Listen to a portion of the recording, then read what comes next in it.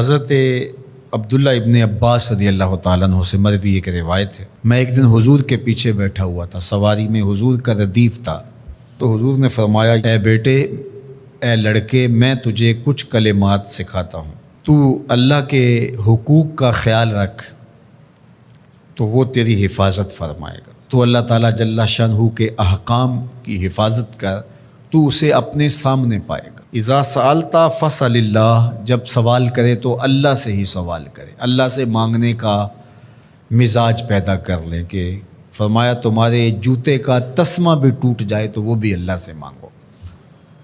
ضرور بازار میں جاؤ دکاندار سے، لیکن حقیقی طلب اللہ سے ہونی چاہیے۔ بات بات پہ اللہ سے سوال کرو، بڑی سے بڑی چیز بھی اس سے مانگو، چھوٹی سے چھوٹی چیز بھی اسی سے طلب کرو۔ ہماری ساری ضرورتوں کا کفیل ہمارا رب، ہمارا مالک ہے۔ تو دوسری نصیحت یہ کی کہ جب تو استعانت طلب کرے، مدد طلب کرے تو اللہ سے ہی استعانت طلب کرے۔ وعلم، اور جان کہ اگر ساری امت، سارے لوگ، پوری قوم جمع ہو کے تمہیں فائدہ پہنچانے کی کوشش میں لگ جائیں تو تمہیں وہی فائدہ پہنچا سکتے ہیں جو تیرے لیے تیرے رب نے لکھا ہے۔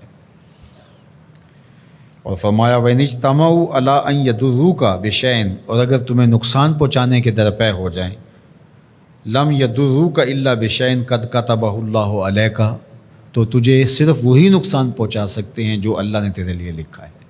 سارا زمانہ بھی مخالف ہو جائے، تیرا کچھ نہیں بگاڑ سکتا۔ ہاں، تیرے مقدر میں اگر کوئی چیز، کوئی بگاڑ لکھا ہے تو وہ ہوگا، اس کا ذریعہ وہ بن جائیں گے۔ تو اس لیے پھر اسی سے مانگو، اسی سے طلب کرو۔ رفعت الاقلام وجفت الصحف، جو لکھنا تھا اللہ نے لکھ دیا، لکھنے کے بعد قلم اٹھا لیا گیا اور جن صحیفوں پہ لکھا تھا وہ خشک ہو گئے۔ اب کتابیں بند ہیں، تو اس لیے اس نے تیرے لیے جو لکھا ہے وہ ہو کے رہے گا، تو خام خواہ لوگوں سے ڈرنے کی ضرورت نہیں ہے، اور تیرا فائدہ، تیرا نقصان اسی کے دستے قدرت میں ہے، تو اسی سے طلب کر، اسی سے مانگ۔ اور فرمایا تو اللہ تعالیٰ جل شانہ کو رخاء میں، خوشحالی میں یاد کر، یعرفک فی الشدہ، وہ تجھے مشکل میں پہچانے گا۔ یعنی جو شخص خوشحالی کے دور میں اس کے پاس دولت ہے، صحت ہے، تو اللہ تعالیٰ کو فراموش نہیں کرتا، اللہ اس کی بدحالی کے زمانے میں اس کو فراموش نہیں کرتا۔ وعلم، اور جان، ان النصر مع الصبر، کہ جو مدد ہے وہ صبر کے ساتھ آتی ہے۔ وان الفرج مع الکرب، اور کشادگی جو ہے وہ مشکل کے ساتھ آتی ہے۔